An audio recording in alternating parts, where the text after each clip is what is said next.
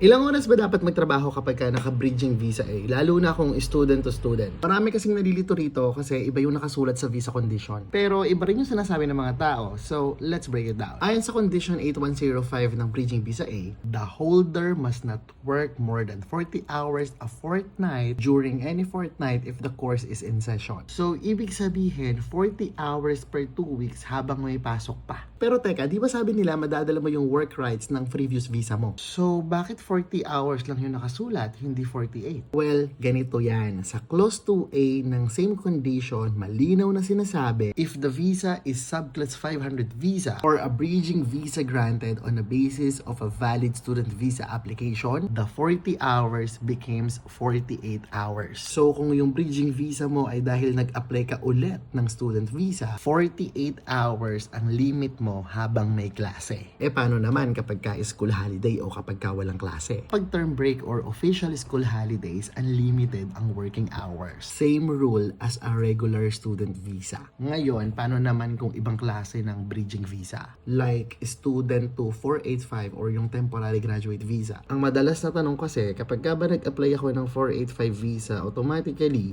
full working rights na ako sa bridging visa ko. O dapat ba 48 hours lang ako kasi galing ako ng student visa? Well, ayon sa Department of Home Affairs at sa ibang migration sources, yung sistema daw ng Department of Home Affairs ay tinitignan din kung anong visa yung ina-applyan mo, hindi lang kung anong visa yung pinanggalingan mo. At dahil yung 485 visa ay unrestricted sa working hours, kadalasan yung bridging visa kapag mag-a-apply ng 485 ay unrestricted din. Madalas binibigyan ng bridging visa with full working right. Pero habang active pa yung student visa mo, ang mag-take effect pa rin na rule yung 48 hours rule. Kapag na-expire yung student visa, automatically mag-activate yung bridging visa at doon pa lang mag-take effect yung unrestricted rule. Pero kung sakaling nakalagay pa rin yung condition 8105 sa bridging visa mo, kung nag-apply ka ng student to 485 visa, pwede kang mag-lodge ng work rights request sa email account mo para ma-update mo ito sa unrestricted. Almost same rule applies kapag ka mag-apply ka naman ng partner visa. Dahil unrestricted yung work rights ng partner visa o ng visa A20, yung bridging visa A noon ay unrestricted rin.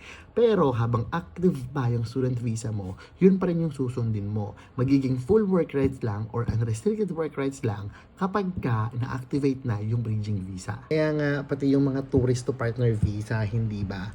Meron din silang full work rights kapag ka naka-bridging visa na sila. Pero yung tourist to student noon, nung pwede pa, ay walang working rights kasi restricted yung working hours ng parehong visa. So, hindi lahat ng bridging visa ay pare-pareho. Kahit na by default, kinokopya niya yung visa condition ng previous visa mo, pwede pa rin baguhin yan ni Department of Home Affairs depende sa visa na a-applyan mo.